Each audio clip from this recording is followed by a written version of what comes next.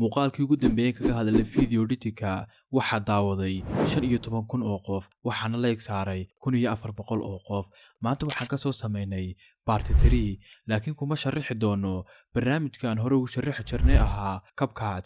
waxaan ku sharaxi doonaa barnaamijka loo yaqaano Alightmotion oo ah After Effects yar ood ku isticmaali karto mobilkaaga. waxaan muuqaalkeenan ku sharaxi doonaa sida loo sameeyo map animation, day changing animation, door opening animation. intaananu bilaabin haddaad u baahan tahay inaad iska dhisto video editing-ka intaan la gaarin 2025 adigoo adeegsanaya taleefankaaga oo keliya, waxaan kuu diyaarinay course dhammaystiran oo ku baraya video editing-ka. fadlan iska soo diiwaangeli numbarada description-ka yaala. dhammaan waxaan u adeegsaday muuqaalkana waxaad ka heli doontaa linkiga Telegram description-ka yaala. bal han bilowno. marka ugu horeysa waxaan soo furan doonaa barnaamijkeena Alightmotion. waxaan taabsan doonaa calaamadda balasta si inoogu furo project cusub. waxaad isticmaali doontaa setting kasta hadda isticmaalayo kale, kadibna waxaad ku dhufan doontaa new project. halkan waxaa inooga soo muuqday projectiga meeshaad ku samaysan lahayd. balasta ayaad ku dhufan doontaa. waxaad ka sii tegi doontaa media. markaan media ku dhufano waxayna geyn doonaa gallery-deennii.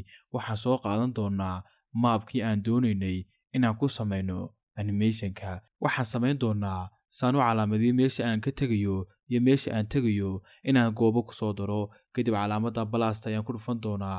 waxaan kasii dooran doonaa circle-ka ama goobada. waxaan ka bedeli doonaa midabka anigoo dooranaya calaamaddaas. markaan midabka ka soo bedelo waxaan ka dhigi doonaa casaan. kadibna waxaan samayn doonaa inaan position-ka geeyo. tusaale ahaan waxaan ka tegayaa ruushka oo kale. waxaan samayn doonaa inaan yareeyo markaa calaamadda anigoo labadeeda farood saa ku soo odhanaya oo hoos u riixaya. kadibna waxaad ku dhufan doontaa meesha aan ku calaamadiyey. waxaadna kasii tegi doontaa meesha ku qoran tahay darken. waxaadna kasii dooran doontaa multiply meesha ku qoran tahay. hadda waxaad aragtaa inuu magacii kaaga soo dhex muuqday calaamadii goobada. goobada ayaan dul tegi doonaa. waxaana ku dhufan doonaa calaamadaan ku calaamadiyey. waxaana kasii dooran doontaa meesha ay ku qoran tahay duplicate layer. marka waxay noo noqotay goobadii 2 xaba ay noo noqotay. midna koobi baa inoogu dul qoran, midna koobi kuma dul qornaa.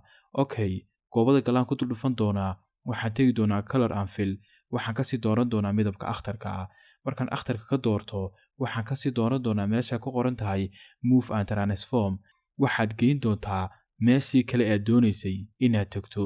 hadda kasoo qaad inaan tegayo China oo kale. kadibna waxaan ku dhufan doonaa anigoo halkaa xajinaya ay tag ii saarmayso ayaan kasii dooran doonaa meeshaas oo ka dhigaysa group.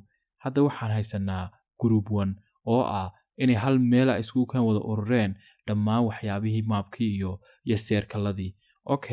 waxaan samayn doonaa inaan group 1 ku dul dhufano kadibna aan tagno meesha ay ku qoran tahay effects.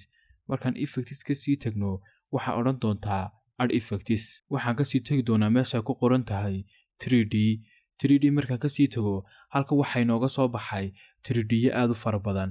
waxaana ka soo dooran doontaa calaamadda goobada.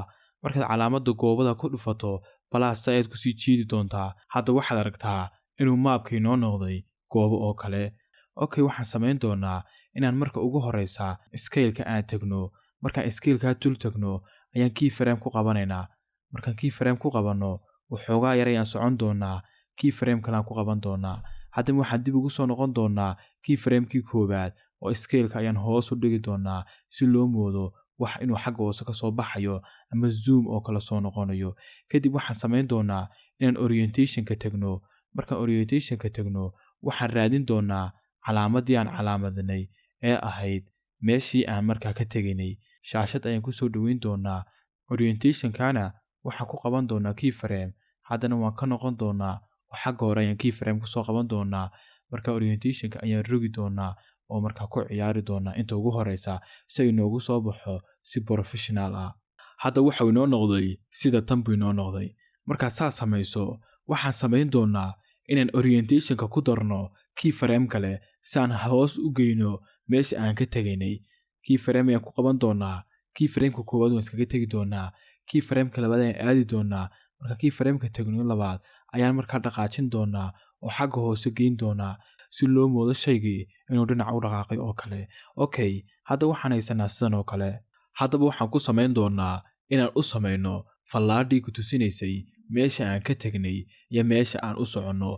Okay, waan ka soo bixi doonaa, kadibna balaastaas ayaan ku dhufan doonaa.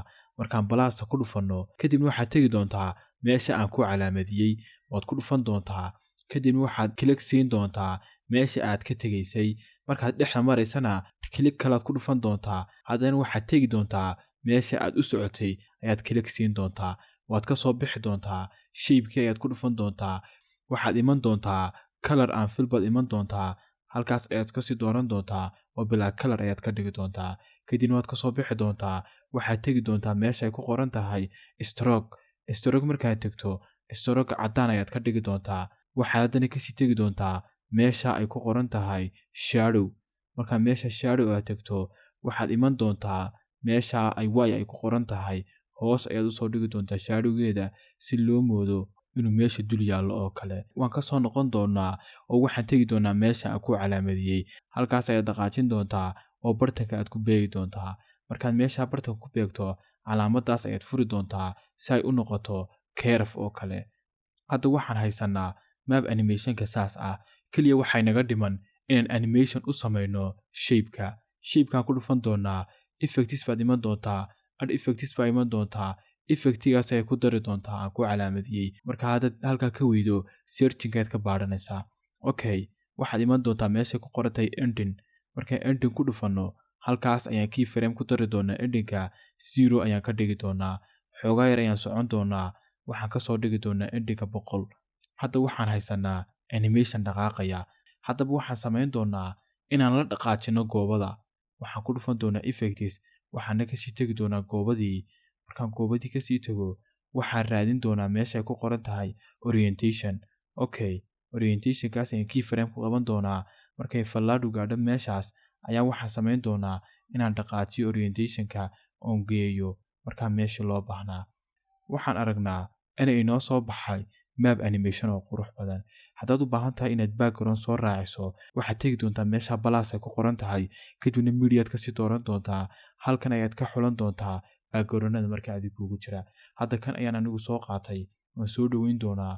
Markaan soo dhaweeyo, halkaas ayaad xajin doontaa. Meeshaan ku calaamadiyey, hoos ayaad ka soo marin doontaa. Hadda waxaad haysataa animationkaas. Changing. Marka ugu horeysa, waxaan soo gashan doonaa nubaradii inagoo ku dhufanayna balaas, kadibna kasii tegaynaa meesha ay ku qoran tahay tagastii. Markaan tagasti ku dhufanno, nubarada waxaan kasoo bilaabi doonaa 0. Waxaana dooran doonaa farta halka inooga muuqataa. Markaan fartaa dooranno, waxaan kasoo dhigi doonaa xajmiga fartana 8 baan kasoo dhigi doonaa. Midabkana waxaan kasoo dhigi doonaa caddaan. Kadibna sax ayaan saari doonaa. Markaan sax saarno, kor ayaan u qaadi doonaa numbarkii inagoo shaashada taabsanayna. Markaan kor u qaadno, waxaan samayn doonaa inaan tegno balaasta oon ku sii dhufanno halka aan ku calaamadiyey ku qoran tahay objects and elements. Kadibna waxaad soo dooran doontaa null meesha ay ku qoran tahay. Nullka waxaad ku beegi doontaa 0 ayaad ku beegi doontaa adigoo ku dhaqaajinaya fartaada shaashada. Kadibna 0 dul tegi doontaa. Waxaad samayn doontaa inaad halkaa doorato. Markaad halkaa doorato, waxaad nalkii ku xidhi doontaa 0. Hadda waxaad ku xidhay nalkii 0. Kadibna waxaad samayn doontaa inaad 0 copy tiraahdo adigoo 0 ku dul dhufanaya, calaamadana kasii tegaya, duplicate layerna ku dhufanaya. 0 markaad copy tiraahdo, hoos ay u soo dejin doontaa. Marka hoos u soo dejiso, waxaad ku qori doontaa number 1. Marka 1 ku qorto, haddana 1 ayaad copy odhan doontaa oo hoos baa u soo dejin doontaa. Markaad hoos soo dejiso, waxaad ku qori doontaa number 2 ilaa laga gaadhayo number 9. ayaad u wadi doontaa. Haddaba waxaan samayn doonaa inaan tig saarno calaamadaas oon dhammaantood aan ka dhigno isku group. Waxaan kusii dhufan doonaa si isku group ka dhigno calaamadan ku calaamadiyey. Hadda waxaan haysanaa hal group ayaan haysanaa oo ka bilaabmaya 0 to 9. Groupka ayaan daba duplicate si odhan doonaa si markaa aan u samayno group labaad. waxoogaa yar ayaan isku jirsiin doonaa groupka labaadna. Haddana groupka labaad baan duplicate si odhan doonaa saan uga samayno group saddexaad. Groupka saddexaadna iyagana waxoogaa yar ayaan u jirsiin doonaa. Markaan saas samayno, waxaan tegi doonaa groupka koowaad ayaan click siin doonaa. waxaana kasii tegi doonaa meesha ku qoran tahay move and transform.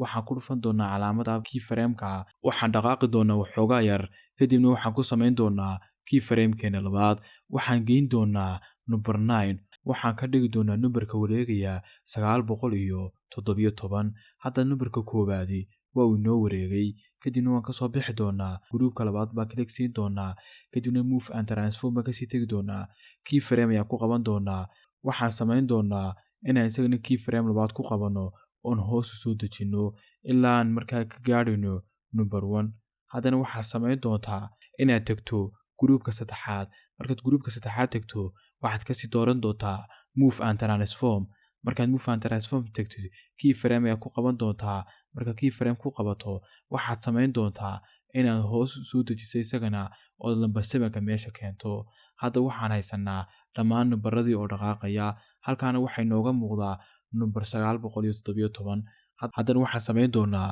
inaan balaastaa ku dhufano marka waxaad kasii dooran doontaa meesha aan ku calaamadiyey waxaad samayn doontaa inaad qariso dhammaan numberada ka hooseeya number 917 ama numberkaad doonaysay inuu ku wareego marka waxaad samayn doontaa inaad sawirkaad sawirtay awoodi gaadhsiiso dhammaan guruubyada kadibna waxaad samayn doontaa inaad calaamadii saxdaa wada samayso halkaas ayaad kasii dooran doontaa markaad halkaa kasii doorato waxaad aragtaa inay dhammaan numberadii kale ay wada qarsoomeen kadibna waxaad ku dhufan doontaa group haddana waxaad kusii dhufan doontaa meeshaay ku qoran tahay edit group dib waxau inoogu celin doonaa meeshii aan ka tegnay hore kadibna darow baad kusii dhufan doontaa effects baad iman doontaa ad effects baad odhan doontaa marka waxaad ku dari doontaa effectiga loo yaqaano box buller markaad effectiga ku dhufato waxaad ka dhigi doontaa meeshaas 900 kadibna dib ayaad uga soo noqon doontaa adigoo ku dhufanaya halkaas marka hadda waxaad aragtaa inuu buller inoo soo galay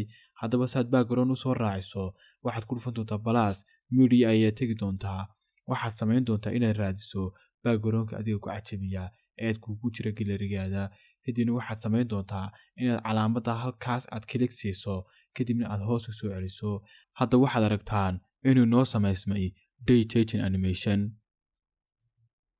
okay bal u gudubna animationkeena saddexaad oo ah door opening animation saad u samaysay animationka loo yaqaano door opening animation waxaad u baahan tahay barnaamijka Pixel Lab oo wax badan naga saacidi doona barnaamijka ayaan soo geli doonaa oo waxaan soo gashan doonaa albaabkii aan doonaynay inaan ballaqno waxaan samayn doonaa calaamada 3 xidhood ayaan tegi doonaa kadibna waxaan samayn doonaa inaan size-ka soo bedelno waxaan ka dhigi doonaa YouTube thumbnail hadda waxaan haysanaa size inoo leeg markaa sawirkeena waxaan samayn doonaa inaan duplicate niraahno oo 2 jeer koobiyeyno inagoo tegina meeshaas markaan duplicate niraahno kasara waa iska qarin doonaa qufulna waa iska saari doonaa kan kale ayaa inoo soo hadhay waxaan samayn doonaa inaan tegno halka ay ku qoran tahay eraser waxaa ka tegi doontaa meesha kale ku calaamadiyey waxaad kasii dooran doontaa shape-kan marka shape-ka ka doorato waxaad samayn doontaa inaad halkan zoom soo tiraahdo